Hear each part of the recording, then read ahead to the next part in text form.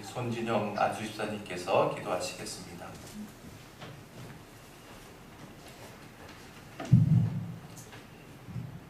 저희에게 성령님을 보내주셔서 저희의 연약함을 도우시는 주님, 이 시간 주님의 은혜와 사랑을 기억하며 주님 전에 나와 예배할 수 있게 하심을 감사합니다. 아멘. 하나님, 우리의 이심으로 남에게 상처 주고 그 상처로 슬퍼하는 이웃들이 너무 많습니다. 십자가 사랑을 전해야 할 죄인된 저희에게 하나님의 온전한 사랑을 주신 주님, 저희의 무죄함을 용서해 주시고 온전히 주님 자녀로 살아갈 수 있도록 선한 능력 부어 주시옵소서. 아멘. 주님, 지역 행사인 단오가 시작됐습니다. 이 기간 요란한 소리가 세상을 어지럽히고 있습니다. 이 세상 소리에 흔들리지 않을 굳건한 믿음 주시고 또 곧 있을 기도회를 통해 주님의 찬양 소리가 울려 퍼져 이 시간, 아니 앞으로의 시간이 더욱더 주님을 찬양하고 예배하는 시간 되게 하여 주시옵소서. 아멘. 하나님, 우리 교회 몸과 마음이 아픈 지체들을 기억하여 주시고 그들의 몸 구석구석 만져주셔서 치유의 역사를 베풀어 주시고 또 하나님 자녀로서 더욱더 거듭날 수 있도록 하여 주시옵소서. 아멘. 말씀 전하시는 목사님 건강 지켜주시고 그의 입술로 전해지는 하나님 말씀이 우리 삶 속에 녹아 하나님 자녀로 더욱더 성장하는 말씀 되게 하여 주시옵소서. 아멘. 모든 말씀 감사드리며 우리 주 예수님 이름으로 기도드렸습니다. 아멘. 아멘.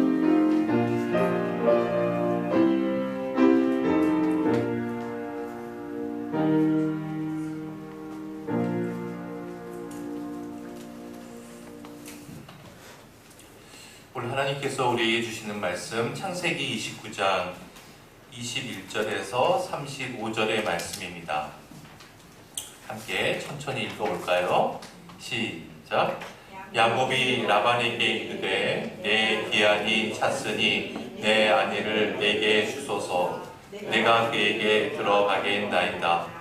라반이 그곳 사람을 다 모아 잔치하고 저녁에 그의 딸 레아를 야곱에게로 데려가매 야곱이 그에게로 들어가니라. 라반이 또 그의 여종 실바를 그의 딸 레아에게 시녀로 주었더라. 야곱이 아침에 보니 레아라. 라반에게 이르되 외삼촌이 어찌하여 내게 이같이 행하셨나이까? 내가 라헬을 위하여 외삼촌을 섬기지 아니하였나이까? 외삼촌이 나를 속이심은 어찌 됨이니이까? 라반이 이르되 언니보다 아우를 먼저 주는 것은 우리 지방에서 하지 아니하는 바이라. 이를 위하여 치를 채우라. 우리가 그도 내게 주리니 내가 또 나를 7년 동안 섬길지니라. 그대로 하여 그 7일을 채우매 라반이 딸 라헬도 그에게 아내로 주고 라반이 또 그의 여종 비라를 그의 딸 라헬에게 주어 시녀가 되게 하매 야곱이 또한 라헬에게로 들어갔고 그가 레아보다 라헬을 더 사랑하여 다시 7년 동안 라반을 섬겼더라. 여호와께서 레아가 사랑받지 못함을 보시고 그의 태를 여섰으나 라헬은 자녀가 없었더라. 레아가 임신하여 아들을 낳고 그 이름을 르우벤이라 하여 이르되 여호와께서 나의 괴로움을 돌보셨으니 이제는 내 남편이 나를 사랑하리로다 하였더라. 그가 다시 임신하여 아들을 낳고 이르되 여호와께서 내가 사랑받지 못함을 들으셨으므로 내게 이 아들도 주셨도다 하고 그의 이름을 시므온이라 하였으며 아들을 낳고 이르되 내가 그에게 새 아들을 낳았으니 내 남편이 지금부터 나와 연합하리로다 하고 그의 이름을 레위라 하였으며 그가 또 임신하여 아들을 낳고 이르되 내가 이제는 여호와를 찬송하리로다 하고 이로 말미암아 그가 이름을 유다라 하였고 그의 출산이 멈추었더라. 아멘. 자, 드디어 야곱은 외삼촌 라반의 집에 도착했습니다. 야곱은 외삼촌 라반과 반갑게 얼싸안으면서 아주 격하게 인사도 하고 그 집에서 열심히 일을 했습니다. 야곱은 라반의 집에서 일하는 중에 라반의 두 딸 중에 한 여인에게 마음을 뺏깁니다. 그 여인은 누구죠? 라반의 둘째 딸 라헬이었습니다. 그래서 야곱은 라헬과 결혼을 하기 위해 무려 7년 동안 열심히 일했습니다.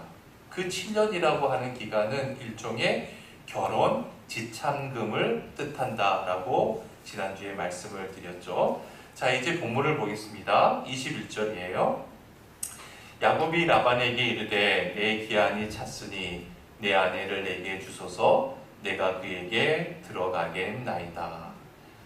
여러분, 여기서 기한이 찼다라고 하는 것은 무슨 말일까요? 7년이라고 하는 기한이 찼다는 것이죠. 그러면 야곱의 나이가 이제 몇 세가 되는 거예요? 7년이 지났으니까 84세가 되는 거죠.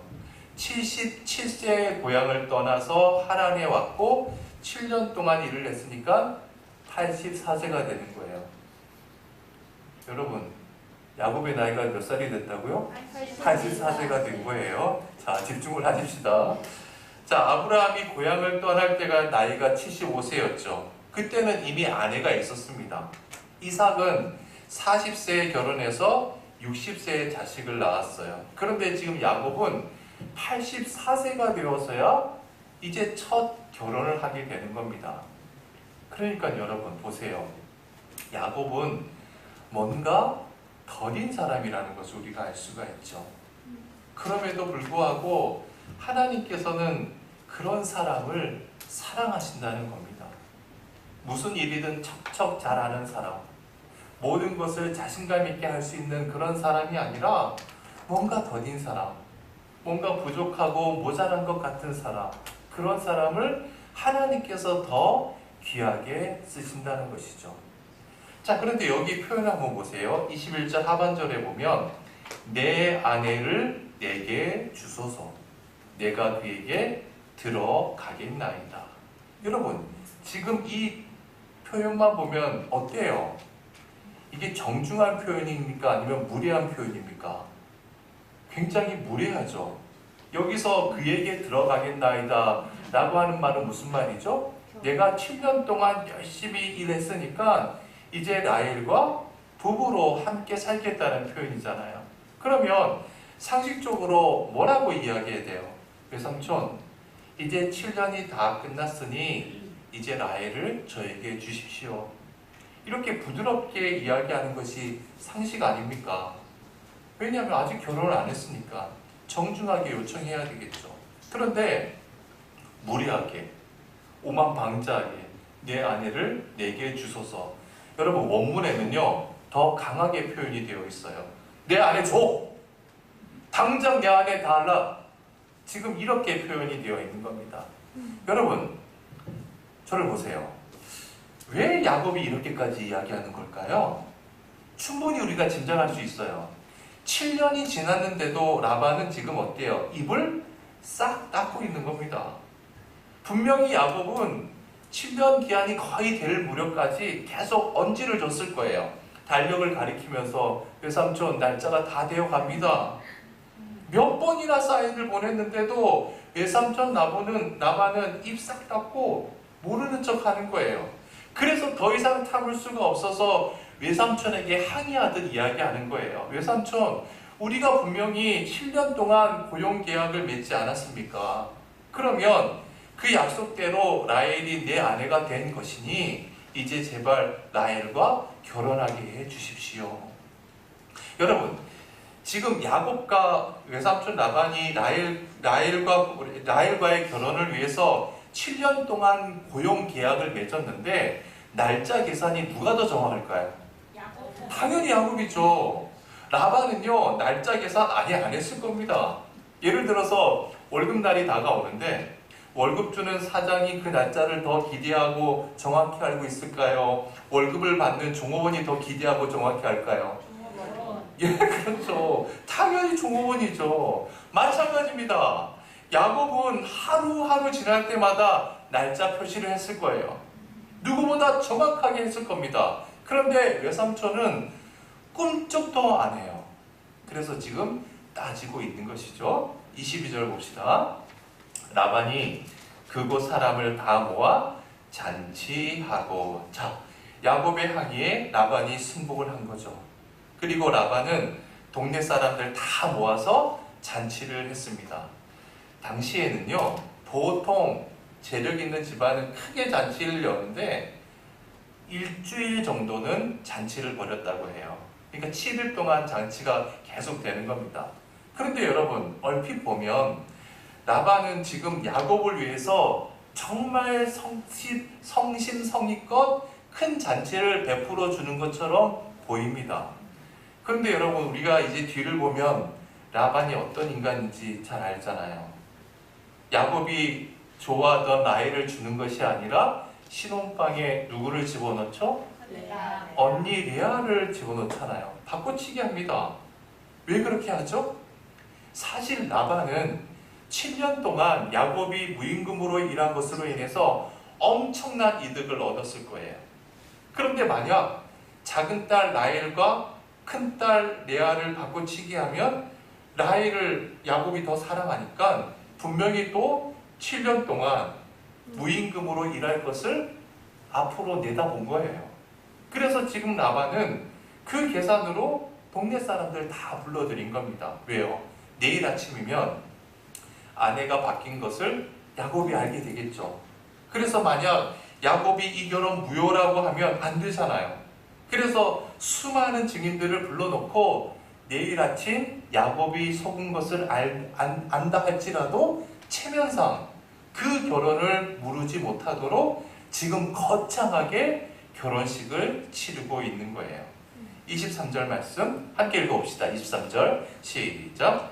저녁에 그의 딸 레아를 야곱에게로 데려가매 그에게로 들어가니라. 자, 라반은 계획대로 신혼방에 레아를 집어넣었어요. 야곱은 리아인 줄 모르고 첫날 밤을 보낸 겁니다.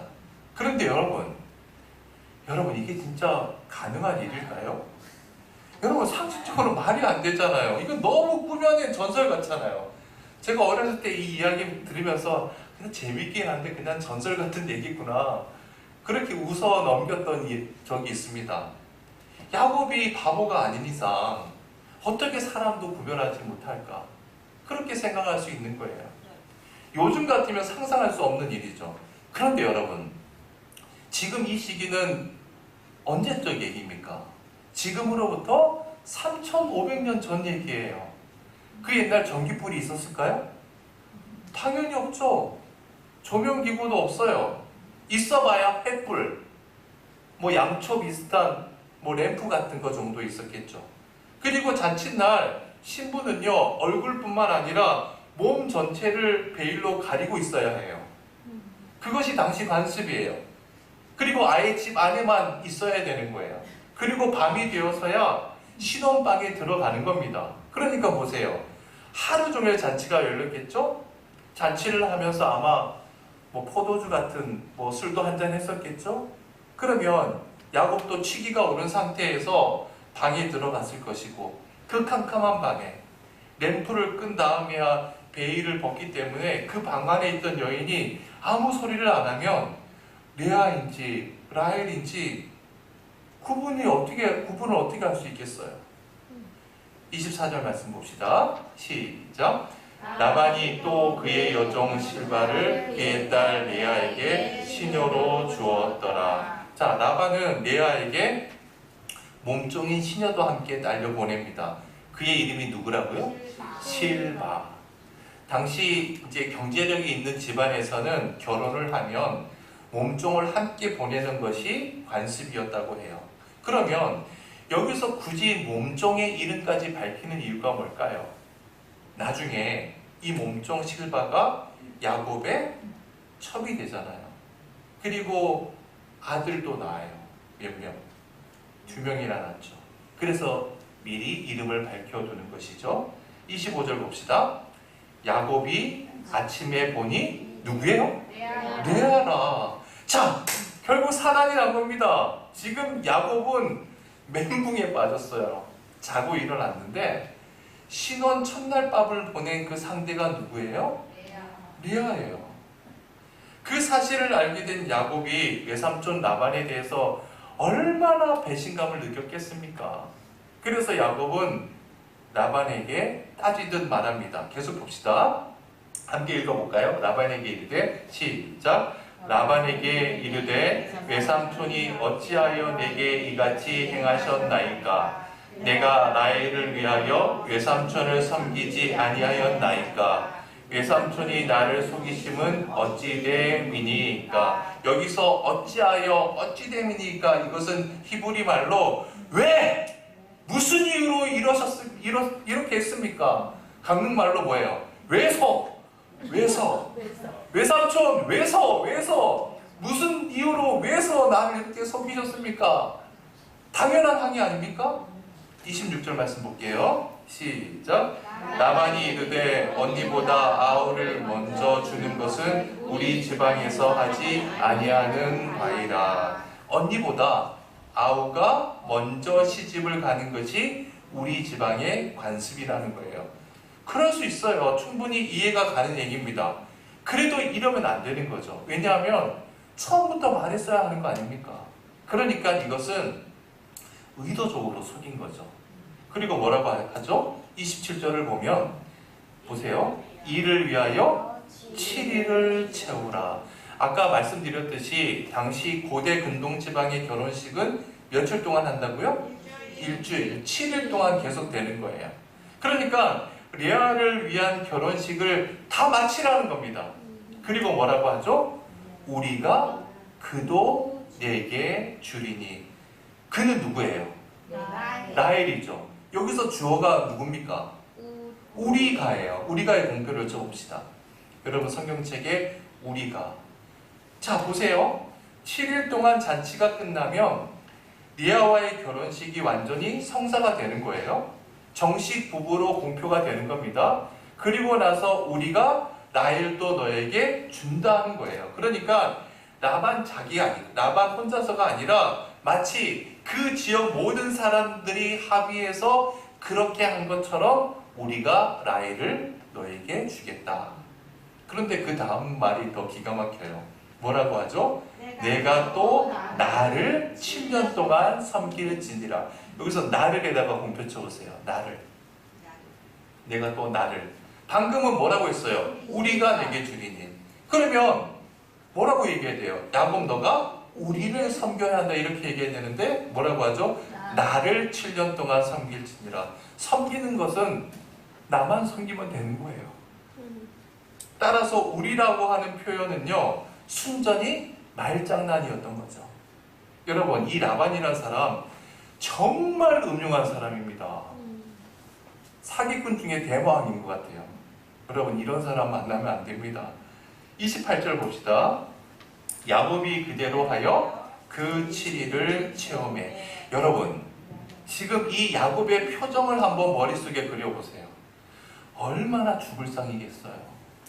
사랑하지도 않는 여자를 위해 지금 7일 동안 잔치를 할 때 얼마나 괴롭겠습니까? 하루 저녁 자고 일어나서 낭패를 본 건데 6일 동안 계속 잔치를 지금 계속 해야 되는 거예요. 마치 익지 않은 그 떫은 감을 먹은 것처럼 이 결혼 예식장에 죽지 못해 앉아 있는 겁니다. 결국 그 7일이 지났어요. 자, 28절 계속 봅시다.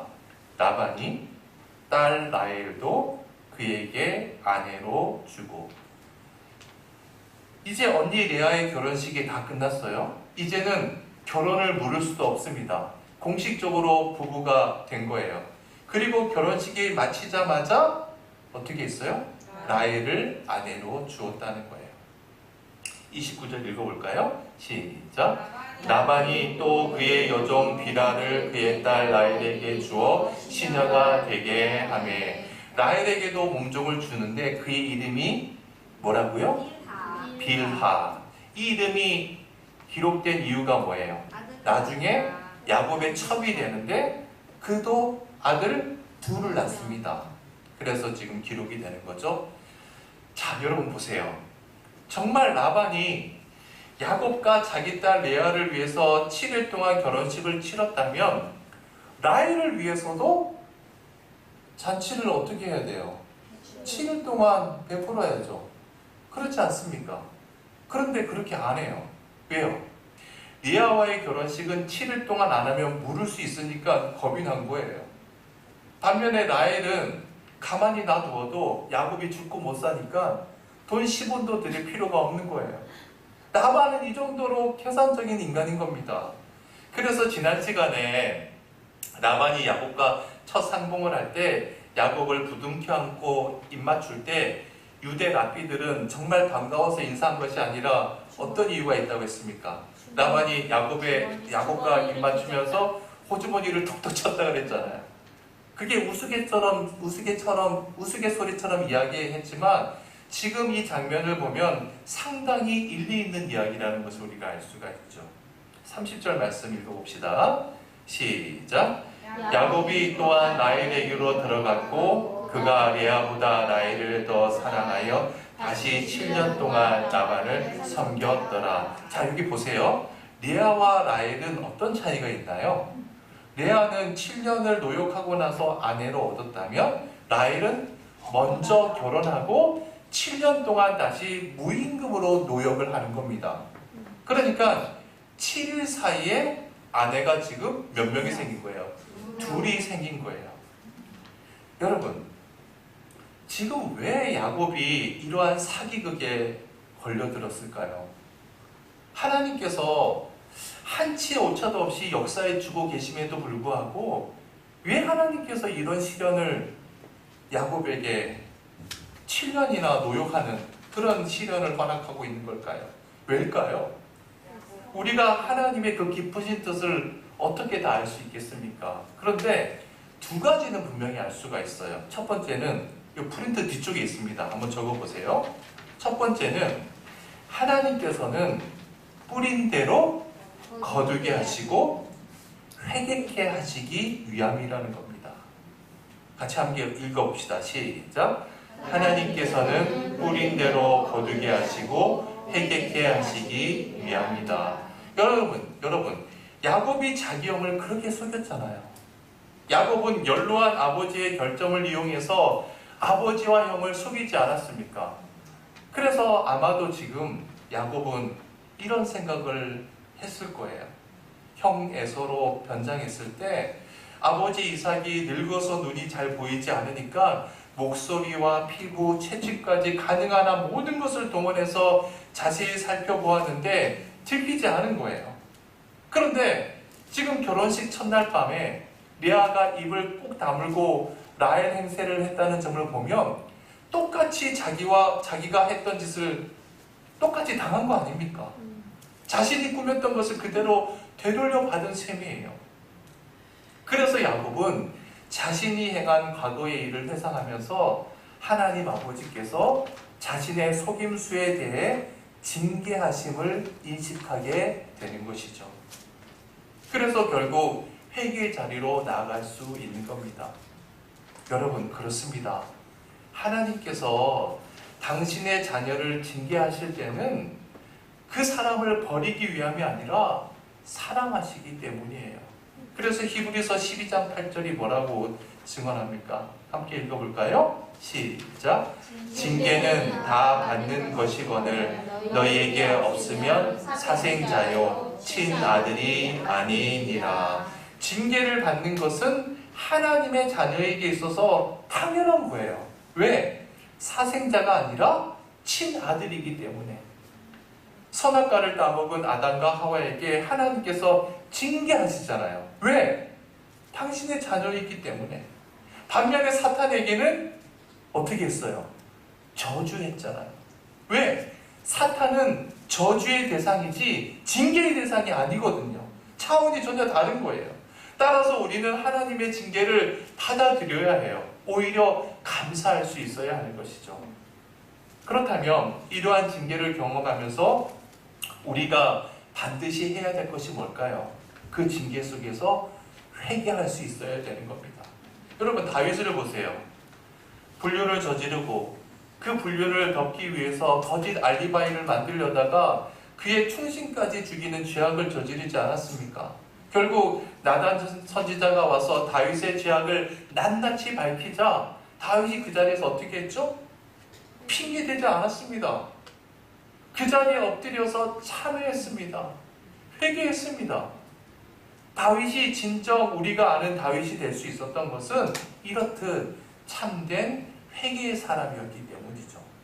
자, 두 번째는 라반의 은흉하고 불순한 마음을 하나님께서 당신의 도구로 삼으셔서 야곱으로 하여금 12지파를 이루게 하시려는 당신의 섭리를 우리가 알게 되기 때문이에요. 그래서 이렇게 정리해 볼 수 있죠.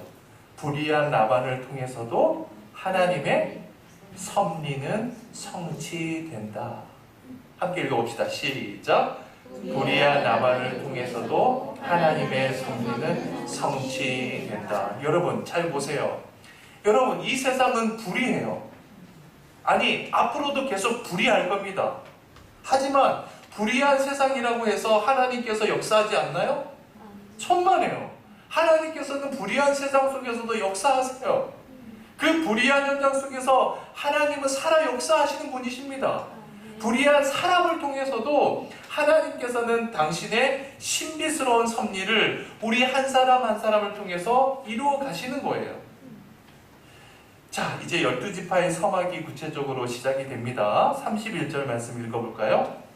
시작.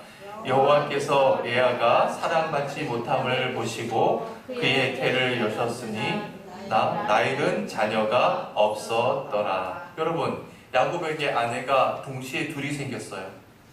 좋아하는 여자는 누구예요? 라헬이에요. 근데 레아도 본의 아니게 아내가 된 거예요. 그런데 여기 보면 레아가 사랑받지 못함. 레아는 사랑받지 못했어요.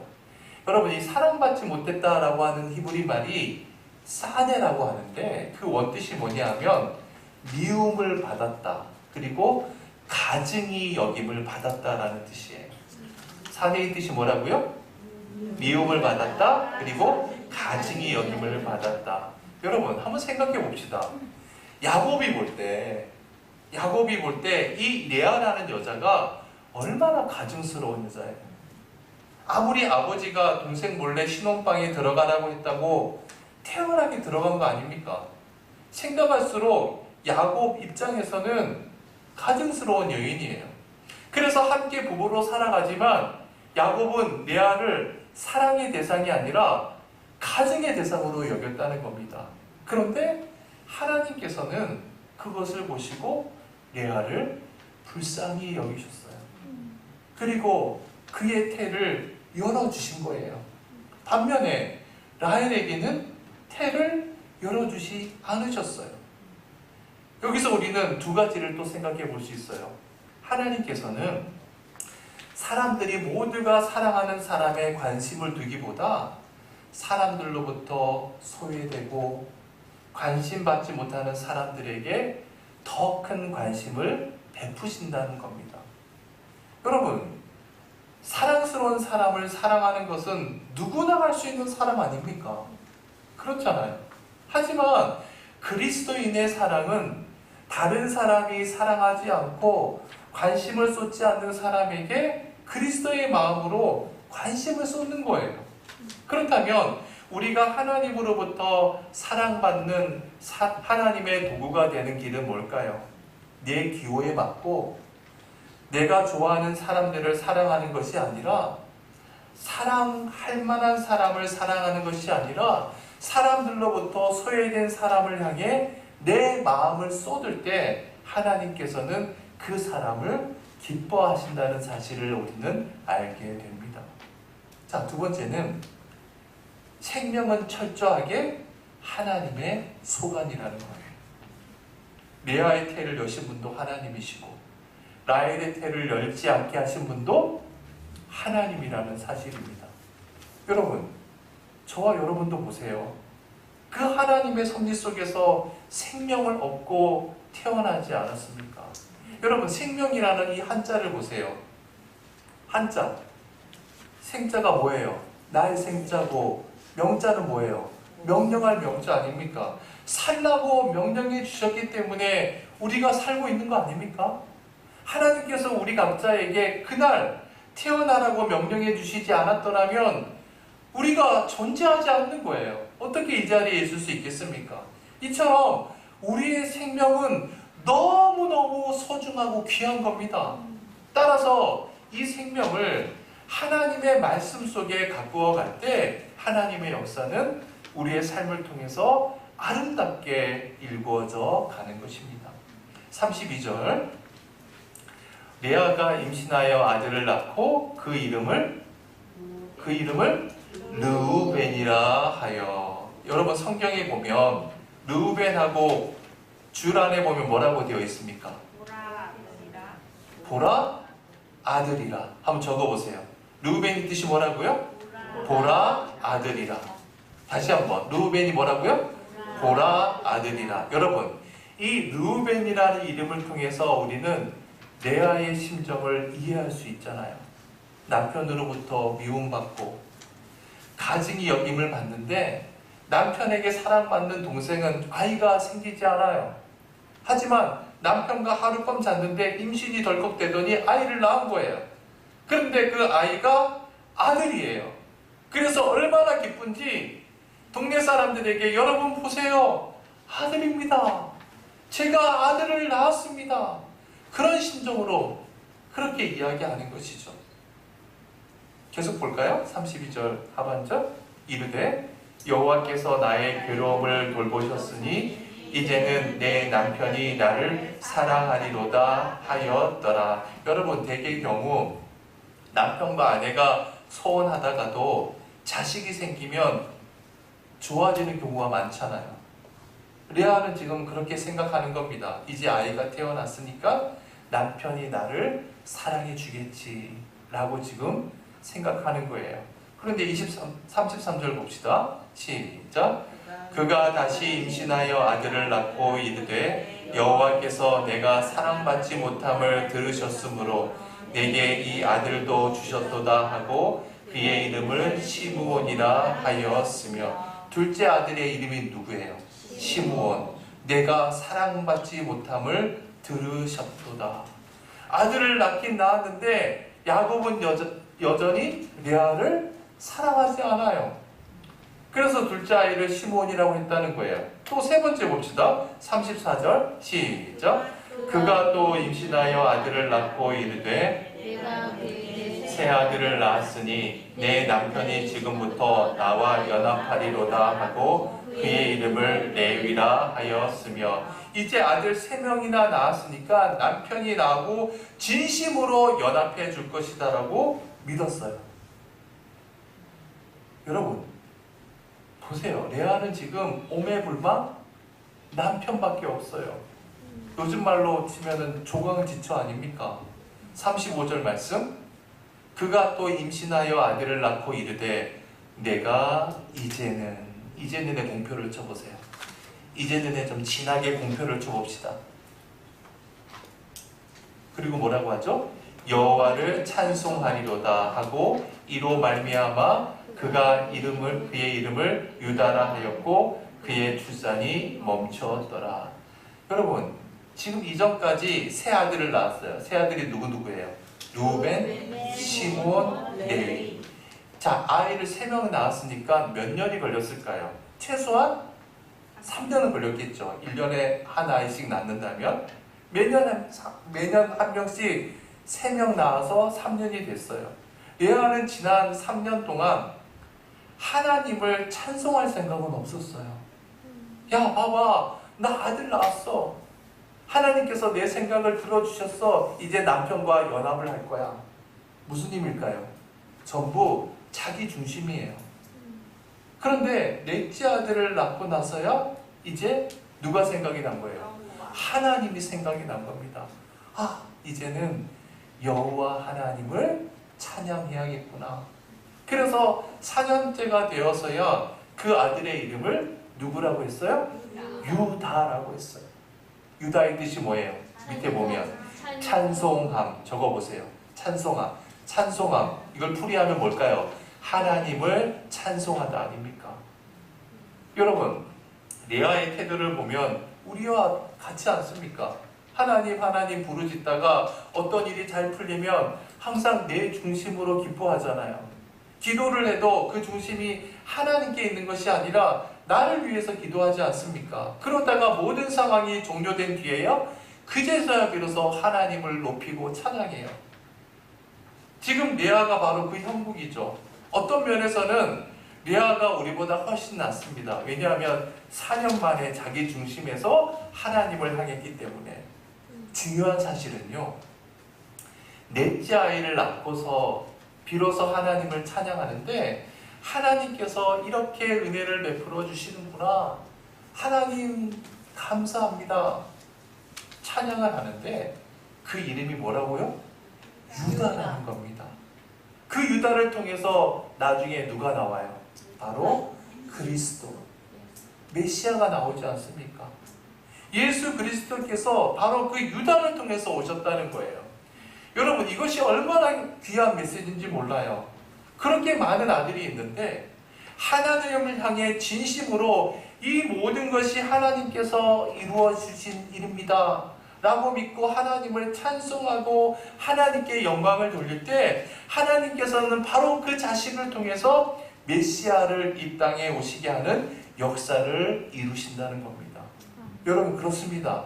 하나님께서는 어떠한 상황 속에서든 하나님을 높이는, 하나님을 찬양하는 사람을 통해서 당신의 뜻을 이루어 가신다는 겁니다. 여러분, 내가 어떤 상황에 처하든 내가 하나님을 찬양한다는 것은 바꾸어 말하면 무슨 의미일까요?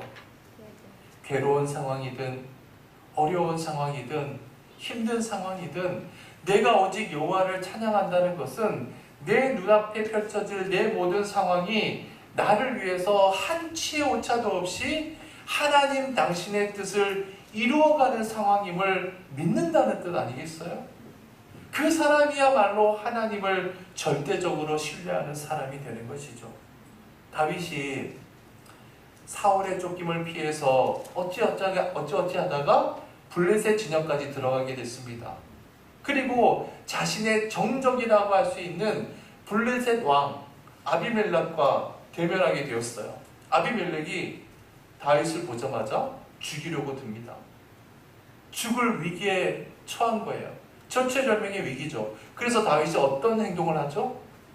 머리를 풀어헤치고 침을 질질 흘리면서 눈동자 팽해가지고 정신병자 짓을 하잖아요. 그리고 겨우 목숨을 부지하고 나옵니다. 그리고 나와서 지은 시가 시편 34편이에요. 시편 34편 10절 말씀 읽어봅시다. 시작. 젊은 사자는 궁핍하여 줄일지라도 여호와를 찾는 자는 모든 좋은 곳에 부족함이 없으리로다. 여러분, 지금 이 구절 한 구절만 보면 다윗이 마치 왕궁에서 비단 옷을 입고 호의호식하면서 지은 시 같아요. 여기 보세요. 모든 좋은 것에 부족함이 없으리로다. 그런데 방금 더 말씀드린 것처럼 방금 전만 하더라도 침 질질 흘리며 정신병자처럼 미친 짓거리 하다가 나와서 좋은 것이로는 하나도 없는 상황 아닙니까? 앞으로 어떤 죽음의 위기가 닥칠지 모르는 여전히 위태로운 상황이에요. 현실적으로는 나아진 것 하나도 없습니다. 그런데도 어떻게 모든 좋은 것에 부족함이 없으리로다 라고 고백할 수 있을까요? 그 위태로운 상황 속에서도 한치의 오차도 없이 다윗 자신을 새롭게 빚어주시는 여호와 하나님을 믿었기 때문입니다.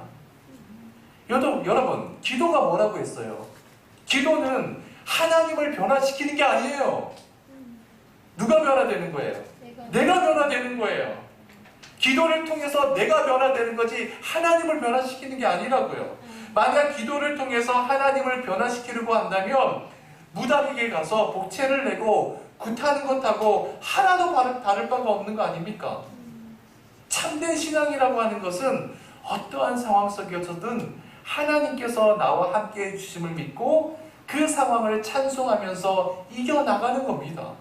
그래서 다윗은 어떠한 상황 속에서든 믿음으로 이겨낼 수 있었고 오늘날 우리가 아는 그 믿음의 거장 다윗이 될 수 있었던 것이죠.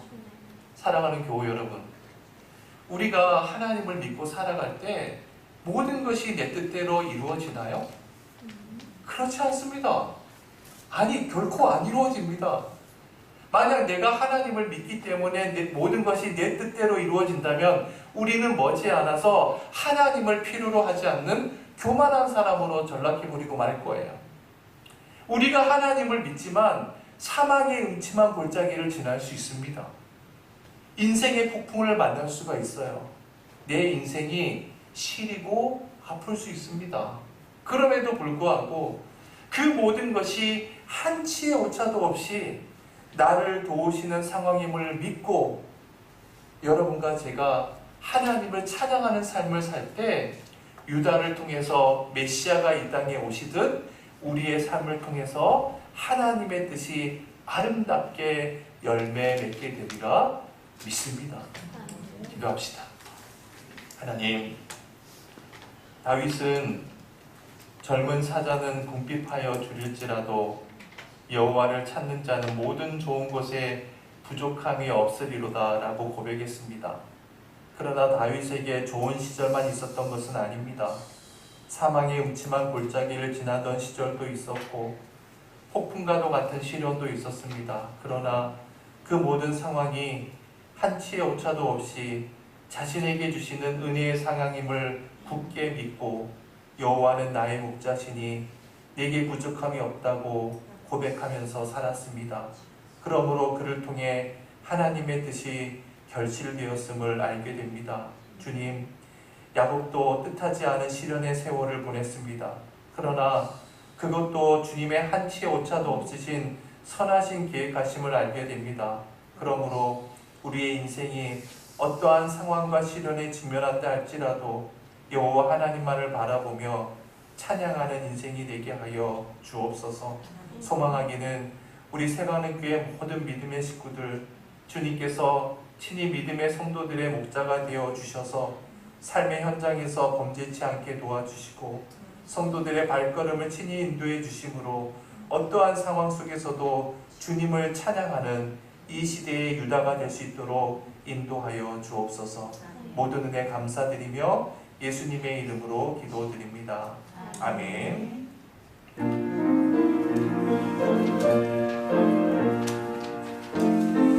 함께 찬양합시다. 너 근심 걱정 말아라. 주 너를 지키리. 주 날개 밑에 걸어라. 주 너를 지키리. 주